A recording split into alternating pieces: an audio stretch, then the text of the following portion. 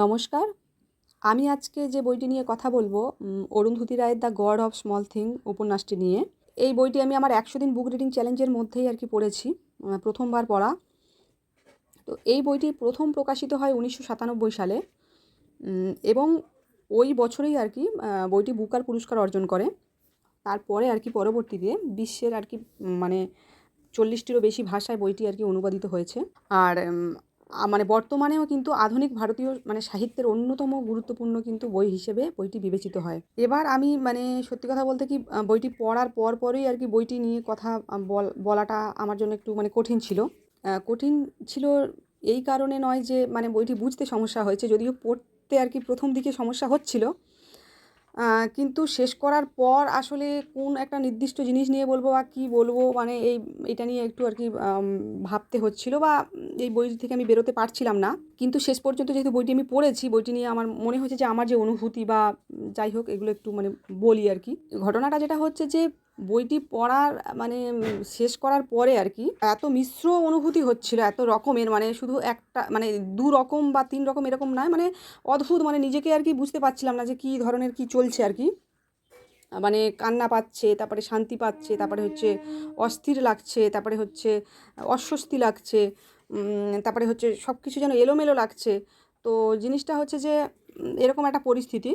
তো তারপর অনেকটা সময় পেরিয়ে যাওয়ার পর আমি বইটি নিয়ে অনেক আবার নাড়াচাড়া করেছি আমি যখন সময় পেয়েছি। তো যেটা কি বলবো, বলার যে আসলে এই বইটা আসলে একটা নির্দিষ্ট কোনো জিনিস নিয়ে ভাবতে বাধ্য করে না, এবং ভাবনাগুলো কোনো বাধ্যতামূলকভাবে কোনো একটা দিকে আমাদেরকে ঠেলেও দেয় না। এটা যে অরুন্ধতী রায়ের লেখার যেটা হচ্ছে ভাববার যে বিষয়টা যে তিনি কোনো কিছুকে কিন্তু আলাদা করে জোর করে সামনে আনার চেষ্টা করেন না, বা কোনো কিছুর প্রতি আমাদের দৃষ্টি দিতে বা আমাদের বাধ্য করেন না। যেটুকুনি আমি বুঝেছি তিনি কোনো বিষয়কে কিন্তু আলাদাভাবে বলেন না, বা কোনো বিষয়কে আলাদা করে হঠাৎ করে একটা জিনিসকে সামনে আনেন না, বা পাঠকদেরকে কোনো একটা জিনিসের মধ্যে জোর করে প্রবেশ করান না।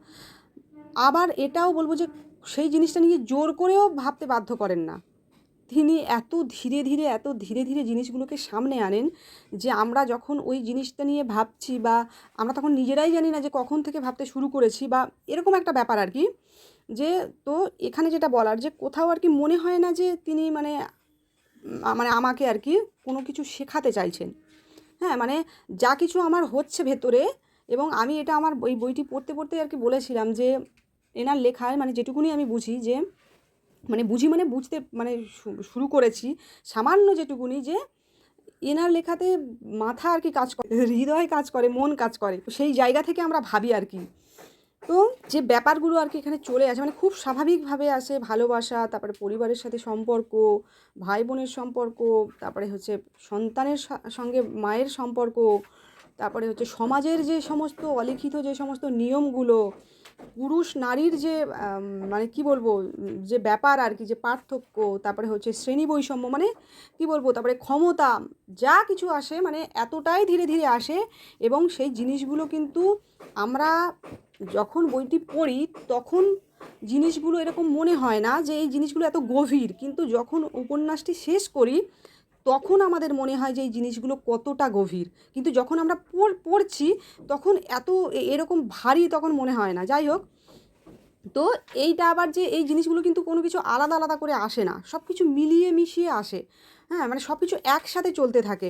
সেই জন্য, এবং যখন শেষ হয় সেই জন্য আমরা আলাদা করে কোনো একটি জিনিস নিয়ে ভাবতে পারি না, এবং তাই জন্যই বোধহয় এত মিশ্র একটা অনুভূতি আমাদের ভেতরে, একসাথে অনেক রকম অনুভূতি কাজ করে।